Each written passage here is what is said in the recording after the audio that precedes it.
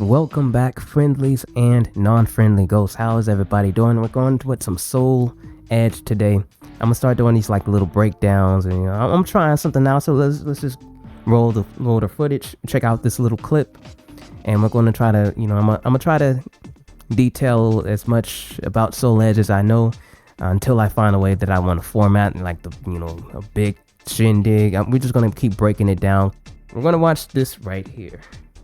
So we have a footage where it's just an ordinary match, me against the computer, but there's a lot to break down. Soul Edge has a lot of unique mechanics about it that I think is very interesting and pretty innovative. I don't know if they've ever been replicated since, but we're gonna talk about it and just acknowledge what a cool game this is. So we have Li Long versus Taki. There's a lot of myths about Taki being such a great character in Soul Edge. I've looked around tier lists. It seems like there's some consensus that Taki is some god tier great character. Me being a Taki player, I'm here to vehemently refute this, but also to try to give some information as to why. Taki, in my opinion, is nowhere near top tier in Soul Edge. So we're gonna roll the footage again. Okay. We have just a simple guard impact, simple stuff. Hits me out of the air. I just want to point out what's happening right there. I did Li Long's 6-6K, which is like a leaping kick. It goes over lows. It was a risk, but it was a calculated risk. The reason why it's not so bad getting hit out of the air in this game is there is damage mitigation. There is a big damage tier in this game. We'll go over it after this. I've talked about it in the past.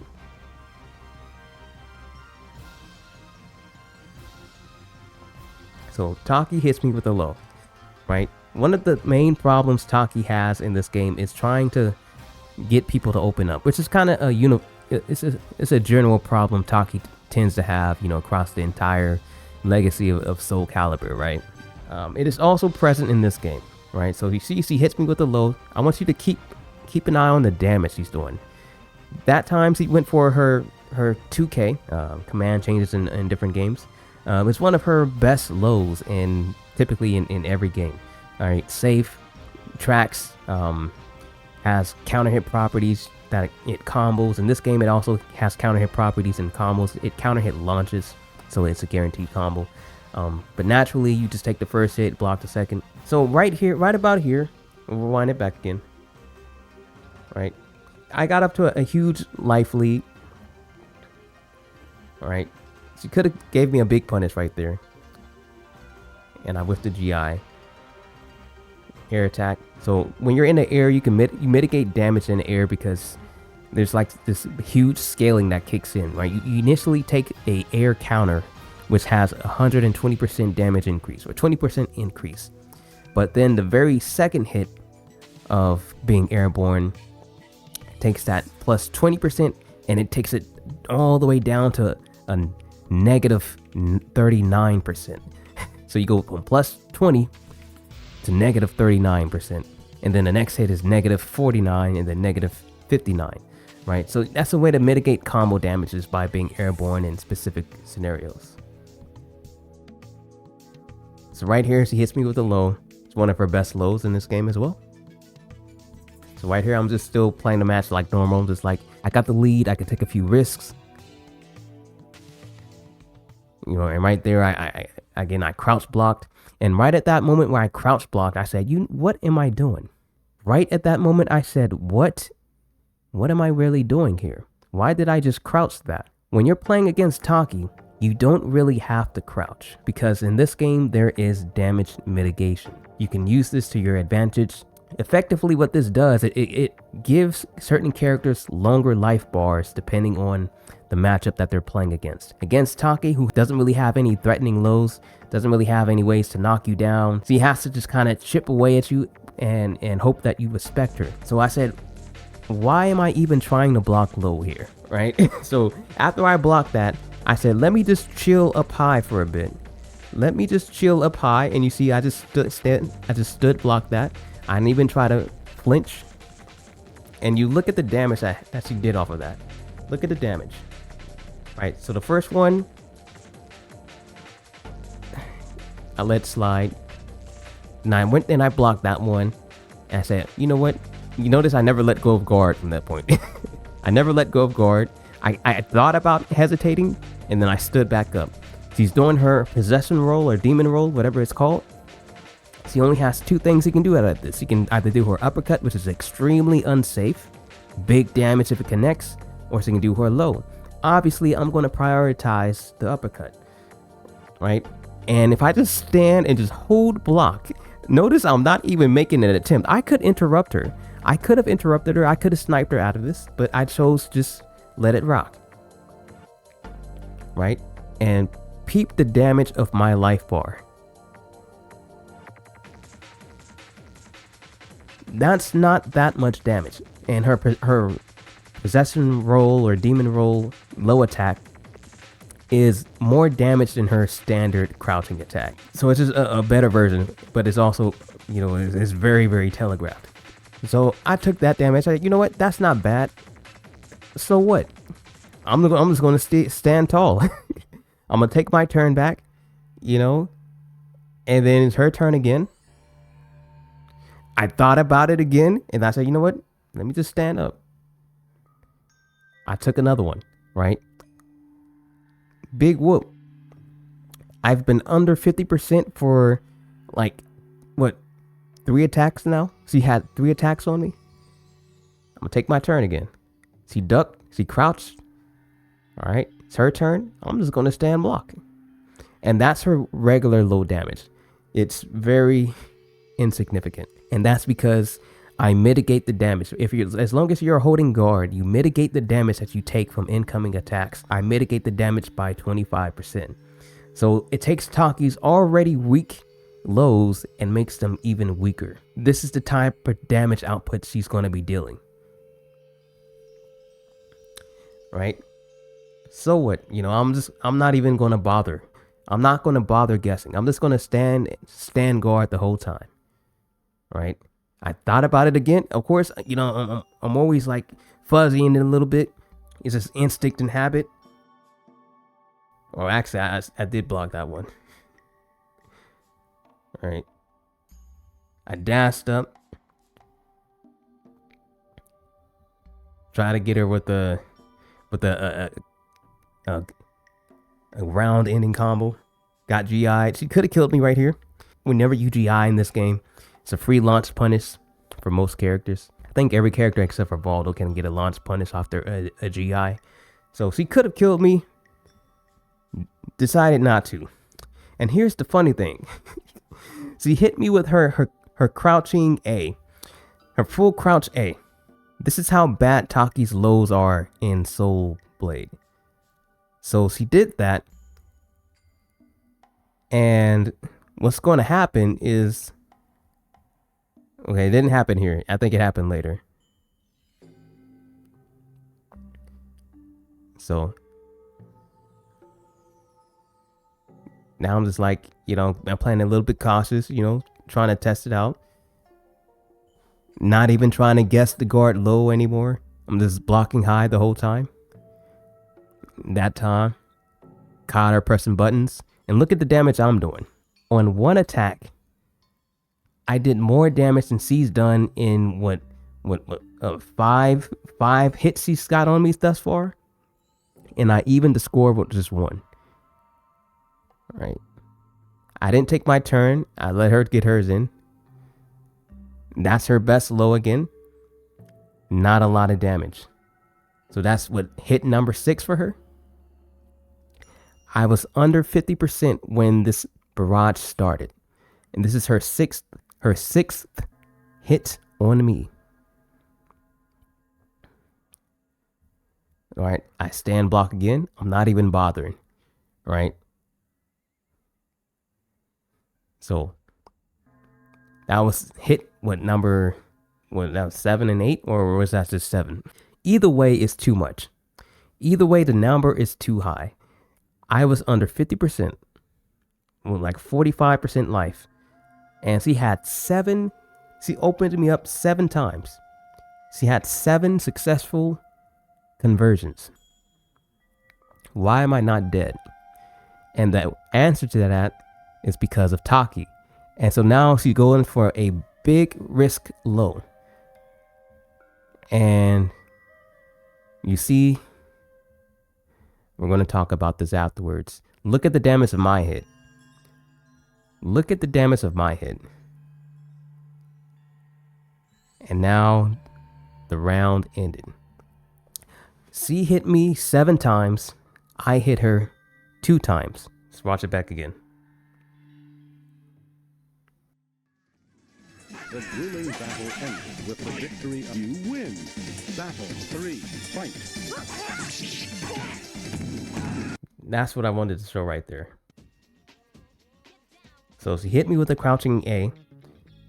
And her crouching A, full crouch A, is so bad. You notice that is actually a punish. That it might not have been a punish right here. I think it is though. You know, I think it that's just how bad her full crouch A is. It's so bad, it's punishable on hit. This might not have been a punish, but I think it was. And notice the trade-off. She hit me with her crouching attack, with her low, and I hit her with my low. Both of these are just the natural results that happen. It's just the natural results that happen. This is what happened when Li Long hits you with the low. And that's what happened when Taki hits you with the low. And we go right into this. So she loses about 23%. She does a wake up attack. I baited it out with a back dash and I immediately punished it. And look at the damage. Good. So the reason being behind all of these decisions is there's actually a lot of mechanics at play. So I mentioned that there are damage tiers in this game, punish levels, let's call it. And there's about, I want to say about 8. And they determine how the damage is distributed. So you have a way to mitigate damage by holding guard. If you hold guard standing high, and you get hit low, you guard low, you get hit with a mid, you mitigate damage by 25%. And that is a good tool to have when you're trying to reduce the guard damage you're taking, or if you're just in a mix, you don't know how to guard, and you just wanted to invalidate a certain character's toolkit, which is what I did here. And that's why Taki struggled in this match that she should have won. She opened me up 7 times while I was under 50%. Even this right here, when I get hit by a high, or when I get hit while I'm being juggled, I was mitigating my damage. Right, not purposefully. I didn't purposefully get hit, but you know that's something that happens when you get hit while in an airborne state. You can mitigate your damage in that regard, in that way. So some moves that put you airborne are actually have some protective properties. The initial hit is going to give you a air counter, so you're going to take more damage on the first hit, but the following ensuing combinations is where it gets heavily scaled. And so yeah, that's another way to another damage tier. You have of course you have the normal damage is 100%. You have whiff punishing tiers. You have the ability to whiff punish people and get a bonus of damage. You have the standard version, you get a 5% increase, and then there's a big version where you get a 10% increase for punishing somebody's recovery. And to go into that, there's this whole thing of each character having their own move list of different punished tiers. Their moves independently have a punish level assigned to them, coded into the game. So the standard moves, the neutral buttons are usually just considered standard. You're just going to take regular damage, right? Counter hit damage, you'll just take a 25% increase, and yada yada yada. But then you have command moves where certain command moves, different per character, they're assigned to like a big punished level, right? And what that means is when you throw this move out, you're taking a bigger risk. So for Taki, at the end of this match, when she did she goes for her big low attack, her 1A, right? right here. She goes for her 1A. And she's got a lot of life left.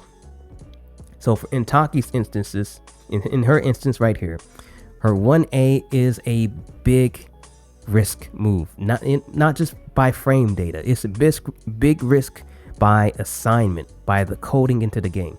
So the move, whenever this move gets punished, it takes a bigger scaling of damage than another move would. And the big risk moves take the damage accordingly. On punish recovery, they take a 10% increase, and on counter, the big counter, instead of 25%, they take 50% increase. So that's why the damage was so high right here. And so the tier list in this game is so much to consider. File out matchup data and, you know, who's the strongest against who, because each character has their different risks and their moves depending on what matchup. It's going to become a bigger risk in more ways than one. Taki, again, matchup knowledge. She doesn't really have any threatening lows. We'll just play from here. Doesn't really have any threatening lows. I'll see if I can play the whole match. Alright, so Taki doesn't really have any threatening lows, and all of her damage usually comes from mid. It comes from, you know, scoring knockdowns. She really wants to score a knockdown on people, and that's when she gets into her bag and her bag of trickery. And when she gets behind your back, she has big back turn damage. And when your back turn combos get pretty absurd, you take 25% on each individual hit. So it's not just a single hit, it's every single hit is plus 25% back turn. And when you're back turn is like a state. You can't just hold guard. It's a status. You have to recover from back turn. You can't just hold guard and turn around and hope that you can block the high because you blocked in the correct position. You have to have the time to recover and turn around. So you have to make a choice. Do you crouch? Do you jump and try to get out of dodge? Do you step this way, step that way? Do you run? You know, you got to make a choice. You got to make a hard read to recover from back turn. Do you press a button and do a turnaround attack? You have to make a big read when you're back turn, so you're in a critical condition, right? And Taki really excels because combos when you're back turn basically is you know, just one risk after another the defender has to make, and basically you can get a kill sequence from 100%. And Taki excels at getting to people's backs. So even though she doesn't have a great ways to open you up from the front, she has a command jump where she does a 180 and she get behind people's backs, and that's when it starts like a mini guessing game, like a game of chicken. And you try to bait out their back turn, right? You kind of shimmy their backs in Soul Blade. You try to shimmy their back. You know, are they gonna turn around with the turnaround attack, or what are they gonna do? You try to fill them out. And the same thing with wake up when they're trying to wake up off the ground. It's the same kind of thing. And so yeah, Taki, even though she's very tricky and she has very nasty stuff, she's actually not as fast as she appears. She's actually on the slower side of the characters in this game. She has the fastest A in the game. But outside of that, Taki is relatively slow. She's relatively slow in Soul Blade. And there's many characters who are much faster than her movement-wise, and you know, are pretty close to her in attacking speed as well. And not to mention having better frame data and recovery and all of that type of jazz. So yeah, when you're dealing against Taki, you effectively have to kill somebody in Soul Blade. It takes about 4 hits. You can kill, Li Long could kill people in 2 hits, 2 touches. Let's say an average match would be about 4 touches to kill. Maybe, you know, it goes to like 5 or 6 touches. When you get to like 6 to 7 and touches and beyond, that's when you have like a very tense match. The match is very tense, very stiff. You know, it's getting pretty stuffy at that point. But those are just the most extreme, intense matches when it boils down to just poking and, you know, nobody's really converting any type of hits. On an average, about 3 to 4 touches to kill somebody in this game. For Taki, on the other hand, because you can mitigate damage, you can exploit, you know, matchup knowledge and the game's mechanics in this way, and because he already doesn't have any good very meaningful lows. She has to touch you over 10 times. And I did a calculation of this. Using her best low, which is her 2K, you know, the standing low, which is her most damaging safe low, it takes about 15 of those for her to kill you. And that's just one part of it. The other part of it is that is one of her big risk moves as far as punish levels. So she takes extra damage for it. 50% increase for a counter hit, 10% for a recovery punish. And it gets even worse when she does like her safer lows or quicker lows. It takes like 20 touches to 27 touches. So basically you have close to like 300 plus to 700% extra life when you're playing against Taki, and you play it very well defensively. So that's gonna wrap it up for this breakdown. We'll work on, you know, see what improvements we can make. Let me know what type of matches y'all would like to see in the future going on, what characters you would like to see, or what you would like me to break down. If you don't get at me, then I'll likely come to my own conclusion, and you know, I'll see y'all when I see y'all. I hope you enjoyed, and let's continue with some more Soul Edge and fighting games, and happy holidays, everybody. You know, let's have ourselves a wonderful holiday season. May peace be with those. Keep your heads up. This is Dos Bos. Adios. Stay cool. And if you like this content, be sure to show some love, but always be sure to show that love to the people who matter to you. Taki bidding farewell. Peace, much love, and stay cool. Deuces.